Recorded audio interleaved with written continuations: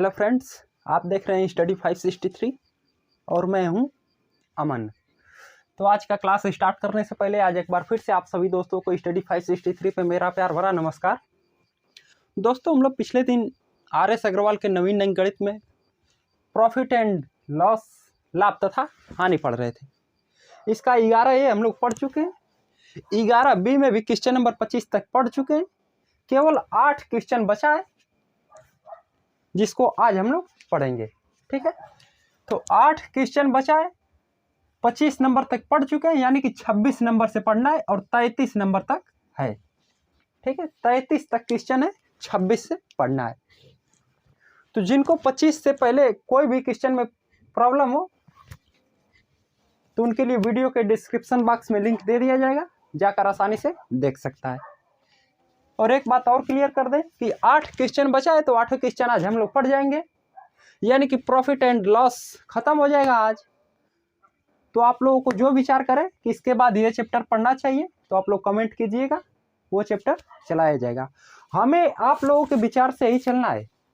ठीक है, तो जब आप लोगों के विचार से ही चलना है, तो आप लोगों का जो विचार करे कि ये चैप्टर पढ़ना है हमें, तो कमेंट कीजिएगा, वो चैप्टर चलाया जाएगा।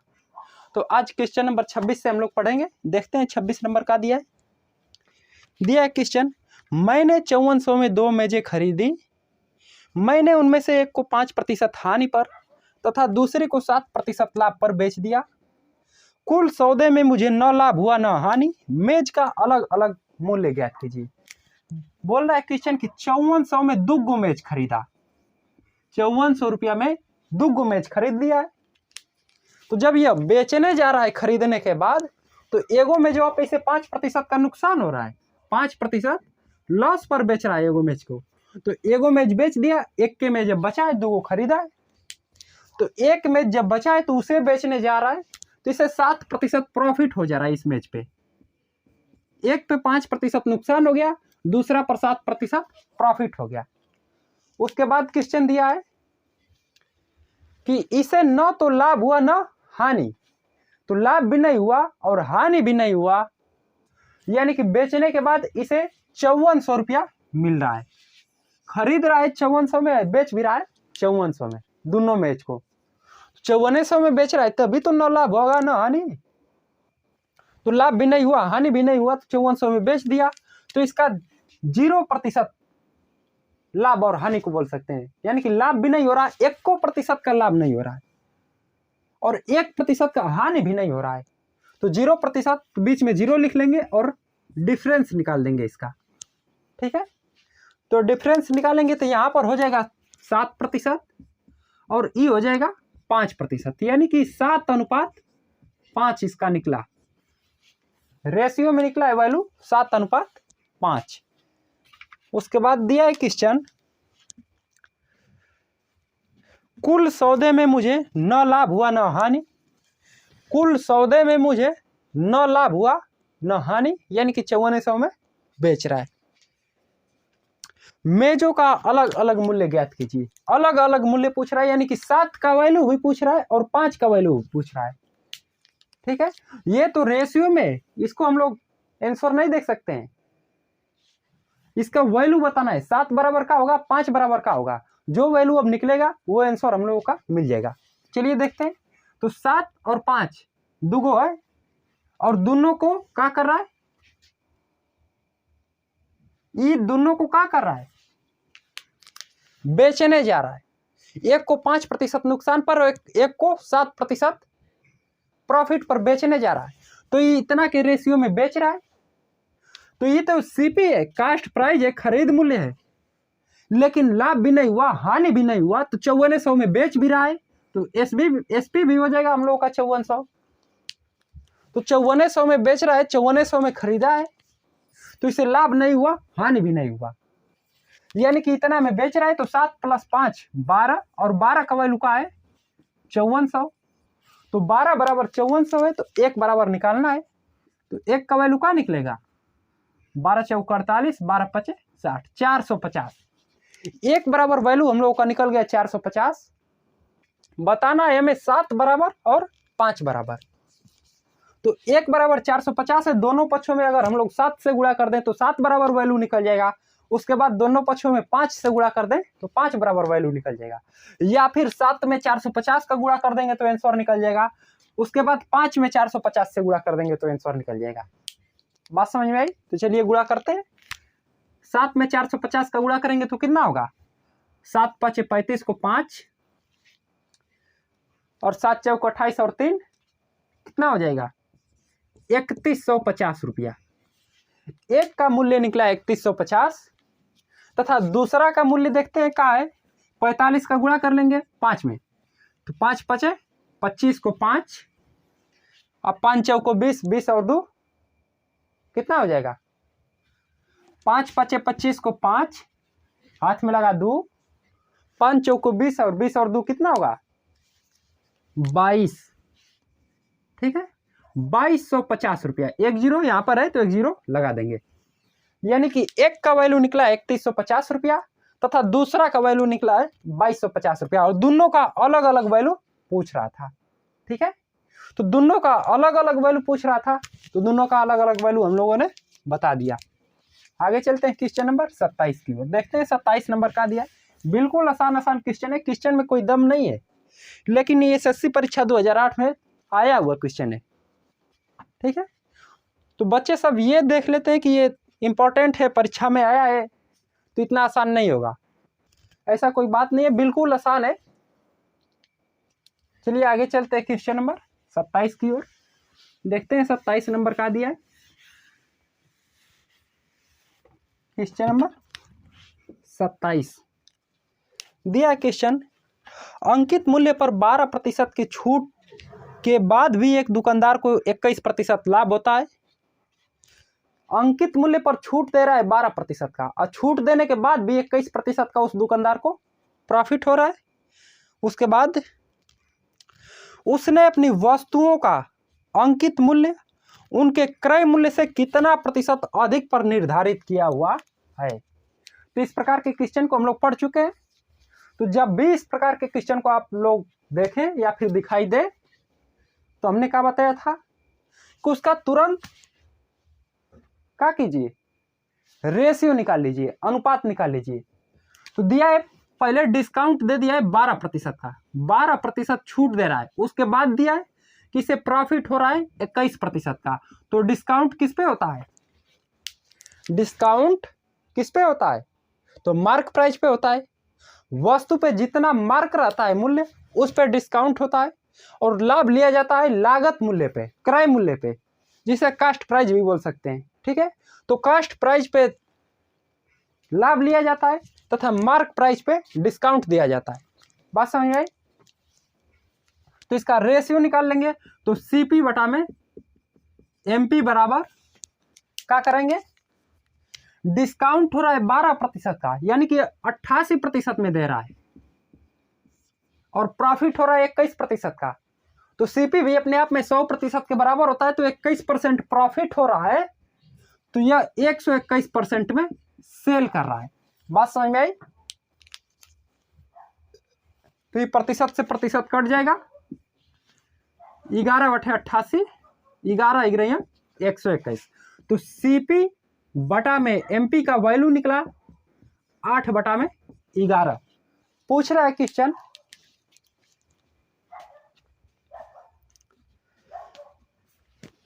उसने अपनी वस्तुओं का अंकित मूल्य उनके क्रय मूल्य से कितना प्रतिशत अधिक निर्धारित किया है। वस्तुओं का अंकित मूल्य क्रय मूल्य से कितना प्रतिशत अधिक निर्धारित किया है। अधिक पूछ रहा है, प्रतिशत में वैल्यू पूछ रहा है। अधिक तो पूछ रहा है लेकिन प्रतिशत में वैल्यू पूछ रहा है। तो देखेंगे कि रियल में कितना अधिक है। सीपी जो है 8 है, एमपी 11 है, तो देखेंगे कि रियल में कितना अधिक है। तो रियल में 3 अधिक है, 3 को लिख लेंगे। और किससे अधिक है? 3 अधिक है, ठीक है, लेकिन किससे अधिक है? 11 से अधिक है या फिर 8 से अधिक है?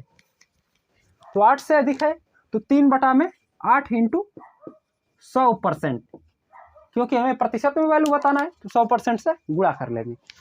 4 दूना के 8, 4 से काटेंगे 25 बार में कट जाएगा। 25 या 75 बटा में 2%, या फिर इसे लिख सकते हैं 37.1/2%, या फिर इसे लिख सकते हैं 37.5%। ये तीनों में से कोई भी विकल्प में आप लोगों को दिखाई दे दे तो तुरंत उस विकल्प को टिक कर दीजिए, राइट कर दीजिए। ठीक है, और इस प्रकार के कभी भी क्वेश्चन आएगा तो सॉल्व कर लेंगे आप लोग। अब क्वेश्चन नंबर 27 भी एसएससी परीक्षा 2009 में आया हुआ क्वेश्चन है। बिल्कुल आसान आसान क्वेश्चन पेपर में आते हैं, हल्का सा टेक्निकल बात रहता है, क्वेश्चन में कोई दम नहीं है। अगर आप लोग पढ़ाई कर रहे हैं, डेली पढ़ाई कर रहे हैं, तो क्वेश्चन में कोई दम नहीं है। आगे चलते हैं क्वेश्चन नंबर 28 की ओर। क्वेश्चन नंबर 27 को हम लोग सॉल्व कर चुके हैं, अब 28 नंबर की ओर। 28 नंबर देखते हैं क्वेश्चन क्या दिया है। क्वेश्चन नंबर प्रश्न संख्या 28 दिया है क्वेश्चन। एक दुकानदार अपने सामान का मूल्य उनके क्रय मूल्य से 20% अधिक अंकित करता है। कोई दुकानदार है, अपने सामान का मूल्य क्रय मूल्य से 20% अधिक अंकित कर रहा है। वह 3/4 सामान को अंकित मूल्य पर बेचता है तथा शेष सामान को अंकित मूल्य के 50% पर बेचता है। कुल सौदे में उसका कितना प्रतिशत लाभ हुआ, यही पूछ रहा है। ठीक है, कुल सौदे में उसका लाभ प्रतिशत कितना है। चलिए सॉल्व करते हैं क्वेश्चन को। एक दुकानदार अपने सामान का मूल्य उनके क्रय मूल्य से 20% अधिक पर अंकित कर रहा है। तो क्रय मूल्य को मान लेंगे हम लोग 100 रुपया। क्रय मूल्य 100% के बराबर होता है। तो जब क्रय मूल्य 100% के बराबर होता है तो उसको मान लेंगे कि 100 रुपया के बराबर है। तो जब क्रय मूल्य 100 रुपया के बराबर हम लोगों का मिल गया तो इसका 20% प्रॉफिट ले रहा है। क्वेश्चन दिया है क्वेश्चन नंबर 28। एक दुकानदार अपने सामान का मूल्य उनके क्रय मूल्य से 20% अधिक अंकित कर रहा है। तो क्रय मूल्य इसका 100 रुपया है, तो 100 रुपया से 20% अधिक ही मार्क कर रहा है, अंकित कर रहा है। तो 100 का 20% निकालेंगे तो 20 के बराबर होगा, यानी कि इस पे ही 120 रुपया मार्क कर दिया। बात समझ में आया, अंकित कर दिया। और पूछ रहा है वह 3/4 सामान को अंकित मूल्य पर बेचता है। 3/4 सामान यानी कि 4 गो सामान है, तो 4 गो सामान में से 3 गो सामान अंकित मूल्य पर बेच दिया तो कितना बचेगा। टोटल 4 सामान में से 3 सामान बेच दिया तो 4 सामान में से 1 सामान और बचेगा। बात समझ में आई। तो 3/4 भाग वो अपने अंकित मूल्य पर बेच रहा है, मार्क प्राइस पे बेच रहा है, यानी कि 120 रुपया में बेच रहा है एक सामान को। तो 3/4 सामान को कितना में बेचेगा, तो 3/4 120 का गुणा कर लेंगे। ठीक है, उसके बाद दिया है कि शेष भाग को अपने अंकित मूल्य का 50% भाग पर बेचता है। क्वेश्चन दिया है, पढ़िए आप लोग। वह 3/4 सामान को अंकित मूल्य पर बेचता है तथा शेष सामान को अंकित मूल्य के 50% पर बेचता है। कुल सौदे में उसका लाभ प्रतिशत कितना है। तो शेष सामान को तो इतना में बेच दिया, ये 3/4 सामान को इतना में बेच दिया, और शेष सामान बचा है कितना, 1/4। तो 1/4 को कितना में बेचेगा, अंकित मूल्य इसका है 120, तो 120 का 50% पर बेच रहा है, यानी कि 120 × 50 बटा में 100 पर बेच रहा है। बात समझ में। टोटल 4 सामान है, 4 गो में से 3 गो सामान को इतना पर बेच दिया, यानी कि 3/4 को इतना पर बेच दिया, और 4 गो में से 1 गो सामान बचा है तो उसको इतना में बेच दिया। ठीक है, तो अगर पूरा एसपी निकाला जाए, ये तो आधा सामान हुआ 3 गो का, एगो का है, टोटल उसके पास 4 वस्तु है। तो चारों वस्तुओं का सेलिंग प्राइस निकालने के लिए क्या करेंगे, चारों वस्तुओं का विक्रय मूल्य निकालने के लिए क्या करना पड़ेगा हम लोगों को, यहाँ पर केवल प्लस का निशान लगा देंगे, जोड़ देंगे। ठीक है, तो इसको सॉल्व करते हैं, देखते हैं सेलिंग प्राइस क्या निकल रहा है। 4 तिहाई 12, 0 से 0 कटेगा, ये 0 से ये 0 कट जाएगा। फिर यहाँ पर 4 तिहाई 12, 30 तिहाई 90 प्लस 5 तिहाई 15 जोड़ेंगे तो कितना हो जाएगा, 105 रुपया। उसके बाद क्वेश्चन पूछ रहा है 28 नंबर में कि कुल सौदे में उसका लाभ प्रतिशत कितना है।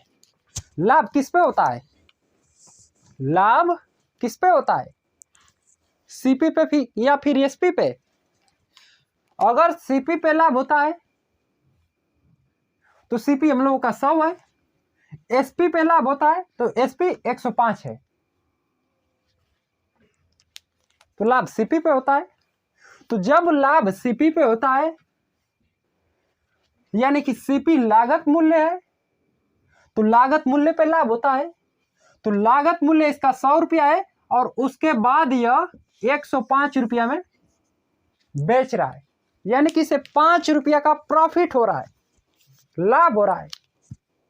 और यही लाभ को प्रतिशत में बताना है, 5 रुपया को प्रतिशत में बताना है। तो प्रतिशत किस पे निकलता है, हमेशा 100% पे निकलता है। प्रतिशत हमेशा 100% पे निकलता है और इसका लागत मूल्य भी 100 रुपया है।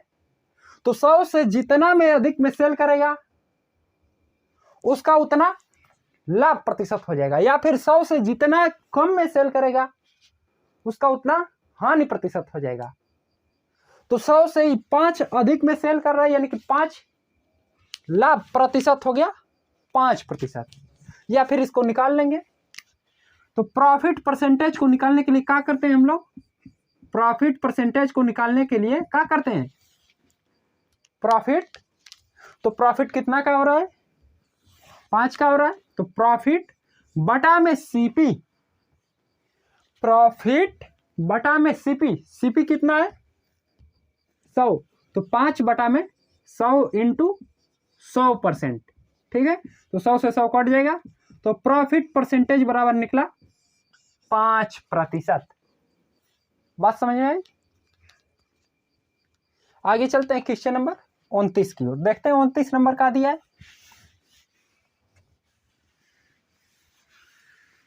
क्वेश्चन नंबर 29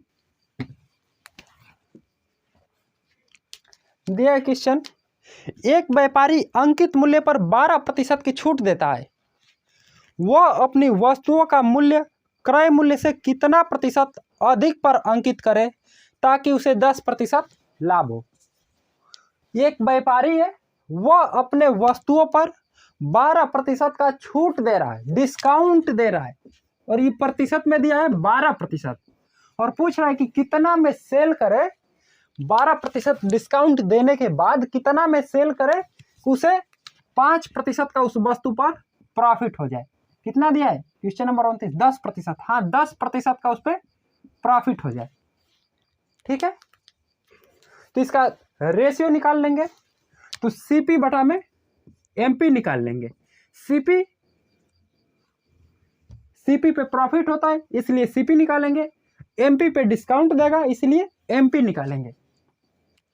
ये सीपी और एमपी निकालने के बाद ही हम कुछ निकाल सकते हैं।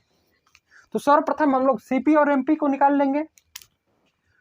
तो 12% का डिस्काउंट दे रहा है यानी कि 88% पर दे रहा है, और उसके बाद दिया है कि 10% लाभ हो रहा है, तो लाभ होगा सीपी पे, और सीपी होता है 100% के बराबर यानी कि 110% पर वैल्यू को सेल कर रहा है।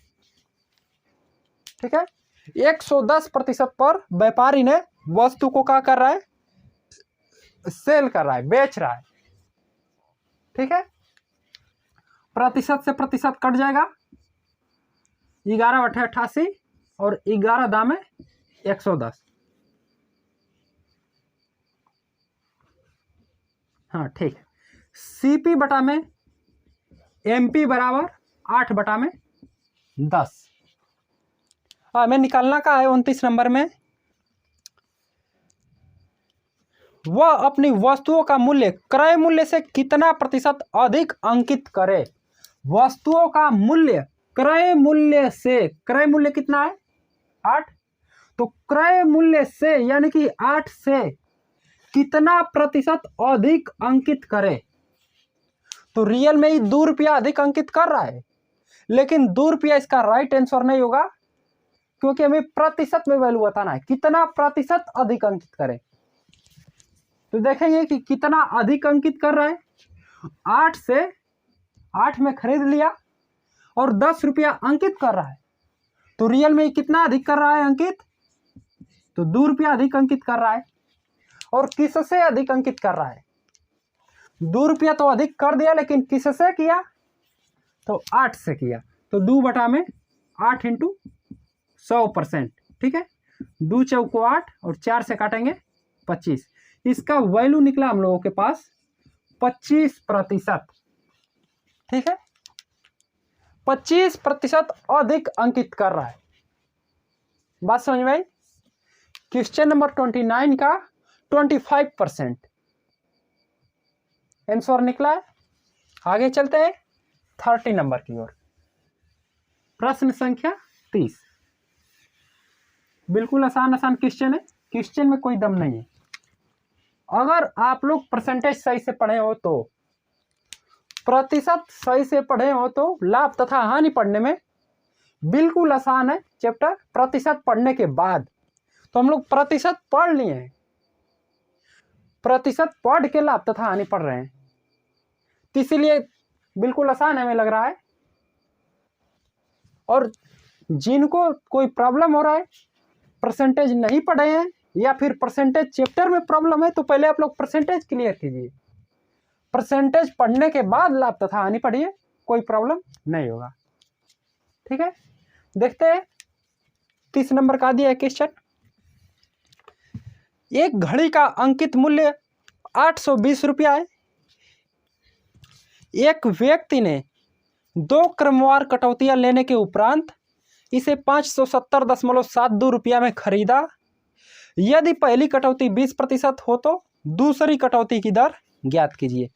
अंकित मूल्य यानी कि मार्क प्राइस दे दिया है, और मार्क प्राइस कितना दिया है 820 रुपया। 820 रुपया मार्क प्राइस है। और उसके बाद क्वेश्चन में दिया है कि सेल कर रहा है 570.72 रुपया में। मार्क प्राइस इसका है, मार्क प्राइस इसका है 820 रुपया, और सेलिंग प्राइस है 570.72 रुपया, ठीक है। ये 2 बार डिस्काउंट ले रहा है, 2 बार इसका मार्क प्राइस में कटौती कर रहा है, ठीक है।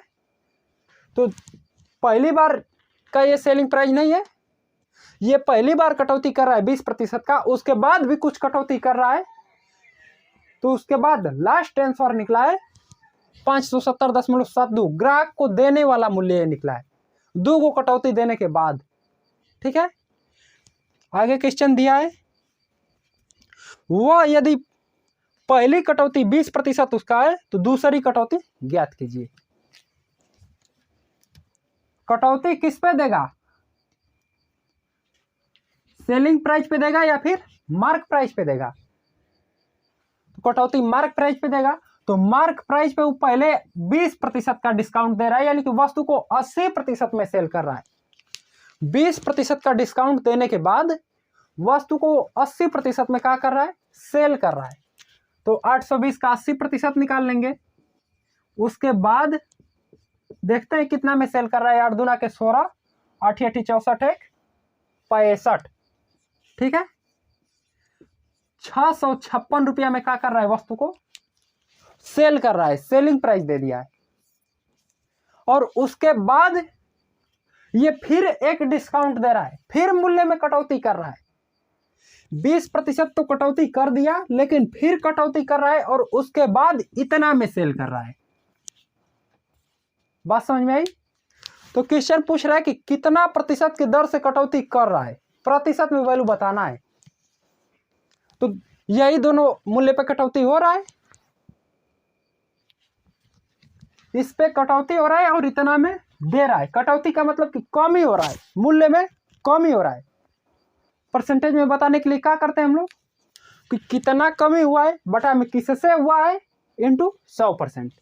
तो कितना हुआ है कम, माइनस कर लेंगे इसमें 570.72 को माइनस कर लेंगे तो यहाँ हो जाएगा 0.28 माइनस करेंगे तो 5, यहाँ पर कितना होगा 15, 15 में से 7 को माइनस करेंगे तो 8 और यहाँ पर कुछ नहीं बचेगा। ठीक है, यानी कि 85.28 का डिस्काउंट दे रहा है, फिर से कटौती कर रहा है इतना रुपया का।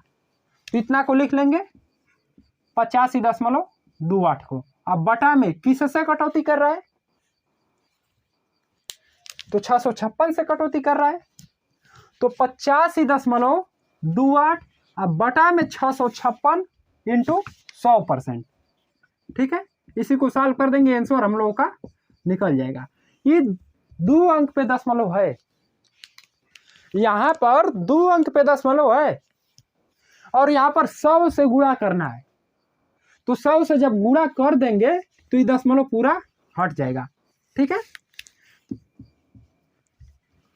तो अब भाग दे देंगे, आंसर मिल जाएगा। चलिए देखते हैं 656 एकमा 656।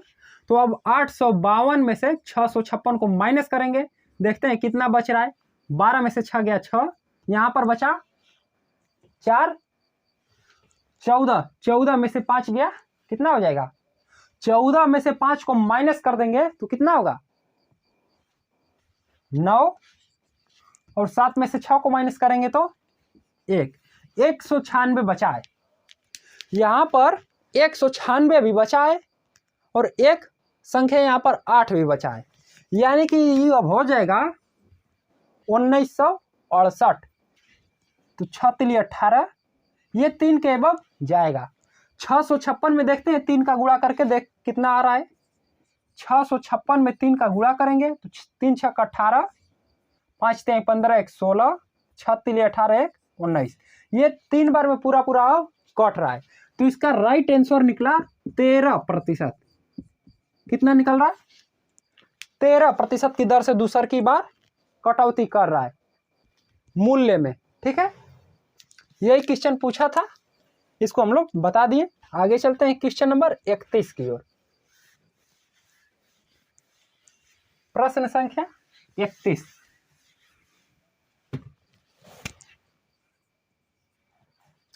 दिया है क्वेश्चन, एक घड़ी का अंकित मूल्य 400 रुपया है।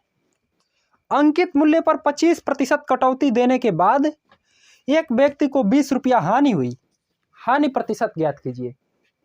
एक घड़ी का अंकित मूल्य यानी कि मार्क प्राइस 400 रुपया दिया है, मार्क प्राइस 400 रुपया है और अंकित मूल्य पर कटौती होता है, यानी कि मार्क प्राइस पे ही कटौती होता है। तो यहाँ पर हमें कटौती करना है 400 रुपया पे, क्योंकि हमारा 400 रुपया मार्क प्राइस है।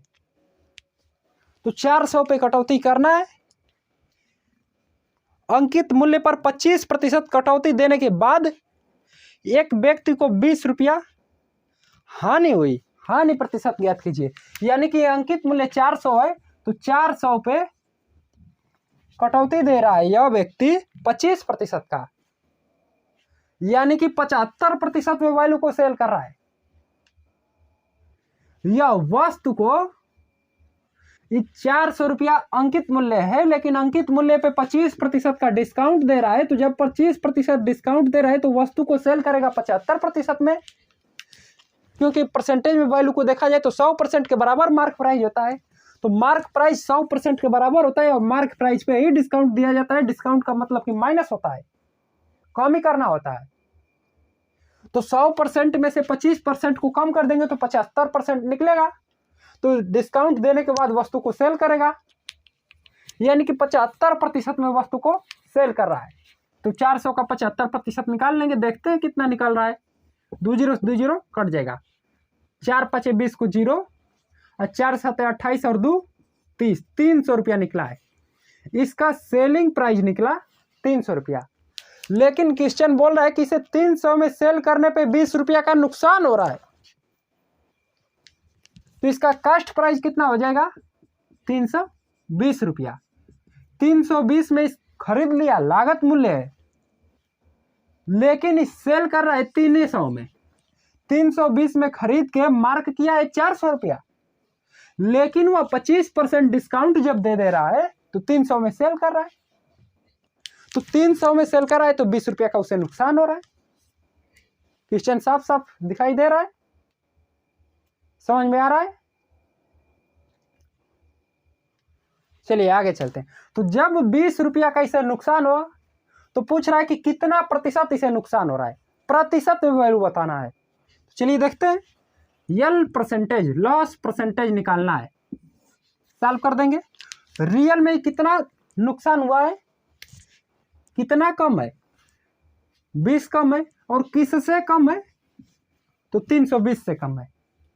नुकसान होता है, लॉस होता है या फिर प्रॉफिट होता है तो हमेशा सीपी पे होता है। तो कितना का नुकसान हुआ है तो 20 रुपया का नुकसान हुआ है, और किससे हुआ है तो सीपी से हुआ है। तो सीपी का वैल्यू है 320, तो 320 से 20 रुपया का नुकसान हुआ है, यानी कि 300 में सेल किया है। तो 20 बटा में 320 इंटू 100%। बात समझ में आई। 0 से 0 कटेंगे, 2 से कटेंगे तो कितना बार में कटेगा, 16 बार में। 4 चौको 16, 4 से कटेंगे 25 बार में कट जाएगा। 6 चौको 24, यानी कि 6 सही 1/4% नुकसान हुआ, इसका लॉस हो गया 6 से 1/4% का। और यही लॉस परसेंटेज, हानि प्रतिशत पूछ रहा था क्वेश्चन। आगे चलते हैं 32 नंबर की ओर, देखते हैं 32 नंबर का दिया है क्वेश्चन। क्वेश्चन नंबर 32 दिया है क्वेश्चन। एक घड़ी को 15% लाभ पर बेचा गया, यदि इसका मूल्य 5% कम होता तथा इसे 21 रुपया कम में बेचा गया होता तो 10% लाभ होता। घड़ी का क्रय मूल्य ज्ञात कीजिए। 15% लाभ पर बेचा जा रहा है, यानी कि इसका कास्ट प्राइस हमेशा 100% के बराबर होता है कोई भी वस्तु का। तो 15% प्रॉफिट पर बेचा जा रहा है, यानी कि 115% पर बेचा जा रहा है। इसका सेलिंग प्राइस देखा जाए तो 115% है, ठीक है।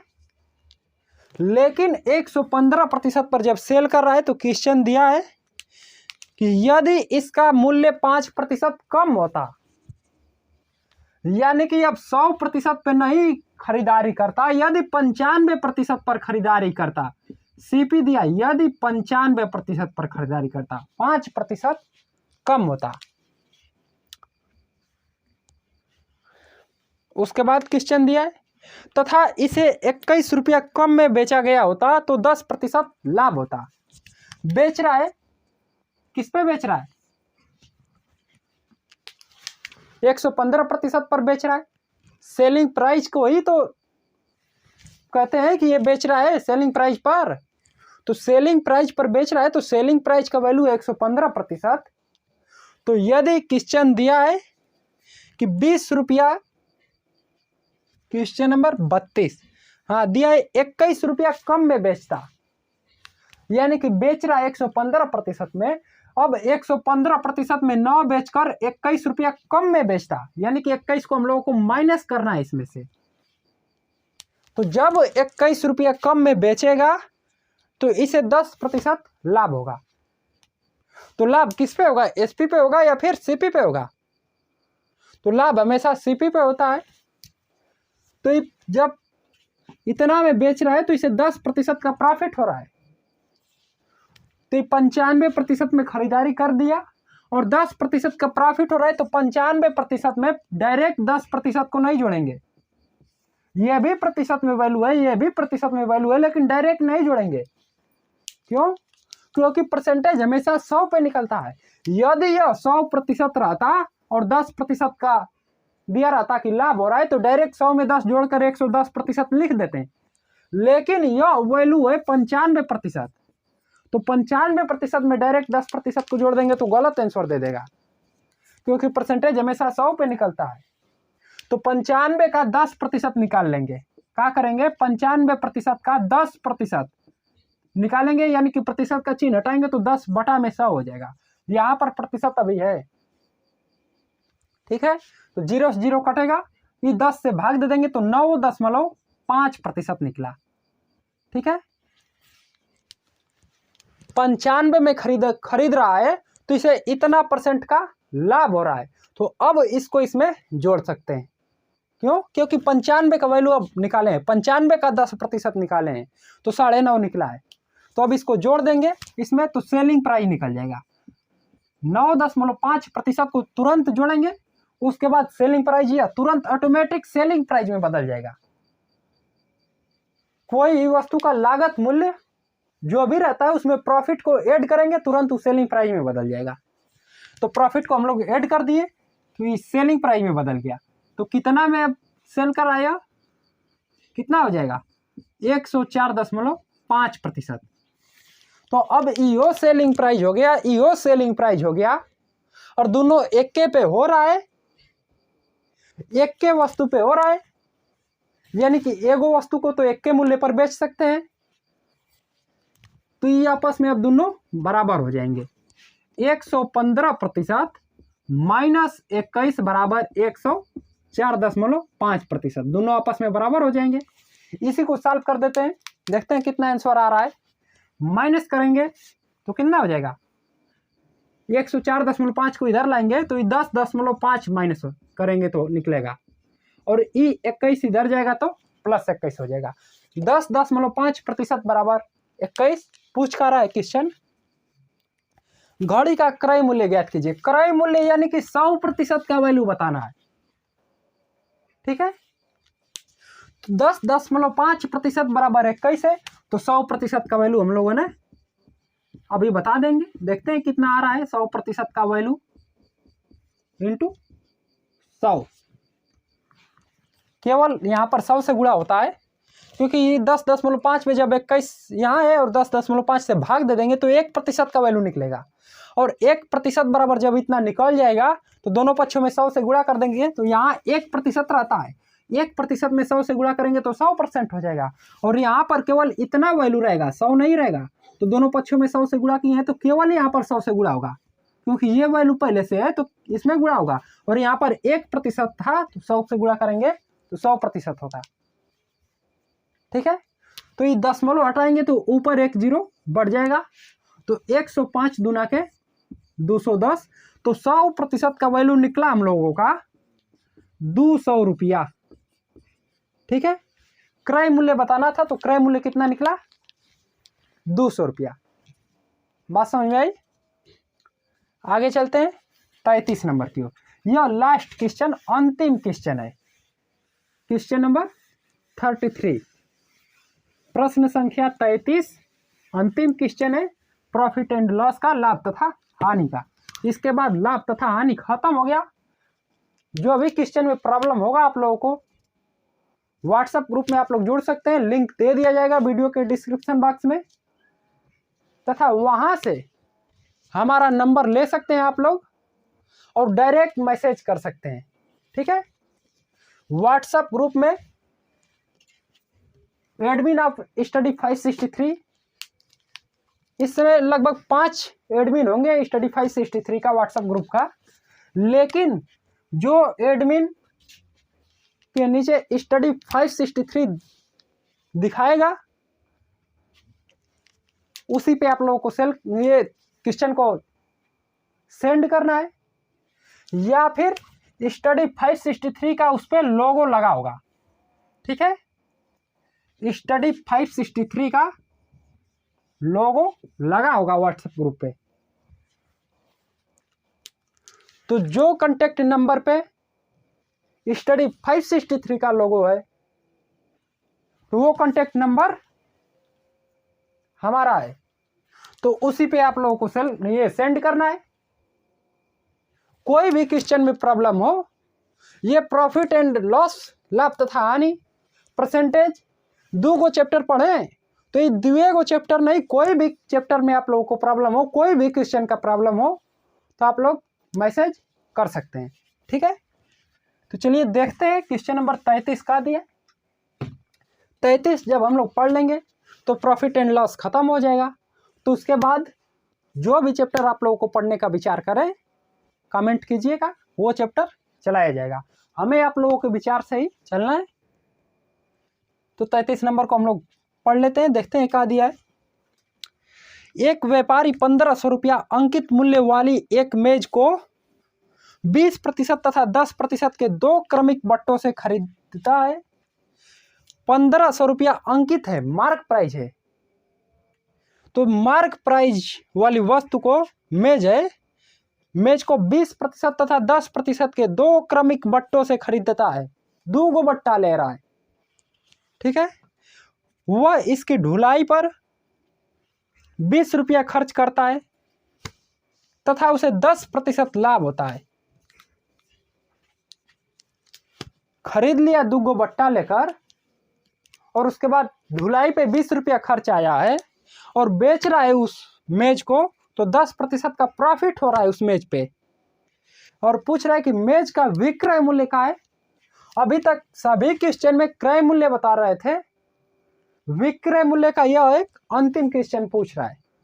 क्रय मूल्य बता रहे थे या फिर बट्टा बता रहे थे, लाभ, प्रॉफिट, हानि, लॉस, ये सब बता रहे थे, लेकिन इसमें सेलिंग प्राइस पूछा है। चलिए सेलिंग प्राइस भी बता देते हैं। 1500 रुपया दिया है मार्क प्राइस, अंकित मूल्य। मार्क प्राइस दिया है 1500 रुपया और मार्केट प्राइस पर डिस्काउंट लिया जाता है। तो डिस्काउंट ले रहा है पहले 20% का, फिर 10% का, दो गो डिस्काउंट ले रहा है। तो इसको तो हम लोग x प्लस वाई बटा में 100 से निकाल सकते हैं। समतुल्य डिस्काउंट, समतुल्य परसेंटेज इससे निकाल सकते हैं। या फिर हम लोगों ने एक और नियम पढ़ा है, 100 माइनस 100 इंटू जितना कम कर रहा है, तो पहले 20% कम कर रहा है यानी कि 80 में देगा, उसके बाद 10% कम कर रहा है यानी कि 90 में देगा। तो इस प्रकार से सॉल्व कर सकते हैं, या फिर 10% के बराबर करके दोनों का गुणा कर लेंगे और 100% के बराबर कर देंगे, इससे भी सॉल्व कर सकते हैं। तो 3 नियम इस प्रकार से पढ़े हैं। तीनों में से कोई भी नियम आप लोगों को पता है तो सॉल्व कीजिए, ठीक है।